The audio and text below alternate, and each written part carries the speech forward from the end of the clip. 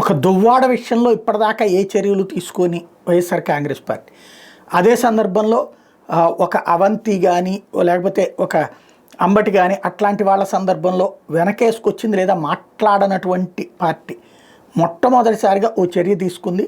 ఏదైతే నిన్న అక్కడ బెజవాడలో జరిగినటువంటి ఒక రైడింగ్, అక్కడ వ్యభిచారానికి సంబంధించి రైడింగ్ చేసినటువంటి సందర్భంలో అందులోంచి పారిపోయినటువంటి ఒక దాక్కున్నటువంటి వ్యక్తి గతంలో వైఎస్ఆర్ కాంగ్రెస్ పార్టీ అధికారంలో ఉన్నప్పుడు ఒక కార్పొరేషన్లో డైరెక్టర్గా కూడా చేశారట.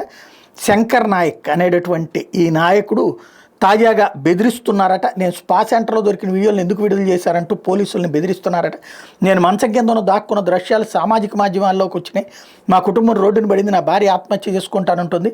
ఉన్నత స్థాయి నుంచి కేర్ ఆఫ్ ప్లాట్ఫారానికి పడిపోయేదంతా మీరు ఉద్దేశపూర్వకంగా చేశారు, మీ సంగతి తెలుస్తా అంటూ విజయవాడలోని స్పా సెంటర్లో మహిళతో దొరికి మంచం కింద దాక్కున్నటువంటి కేసుకు సంబంధించి వైకాపా నేత ఎస్టీ కమిషన్ మాజీ సభ్యుడు వడిత్య సోమశంకర్ నాయక్ పోలీసుల్ని బెదిరించారంటూ ఈనాడు ఒక వార్త రాసుకొచ్చింది. అదే సందర్భంలో శంకర్ నాయక్ మీదన బహిష్కరణ వేటు వేస్తున్నట్టు వైఎస్ఆర్ కాంగ్రెస్ పార్టీ ప్రకటించడం అన్నటువంటిది తొలిసారి జరిగిందని చెప్పాలి ఇట్లాంటి ఇన్సిడెంట్.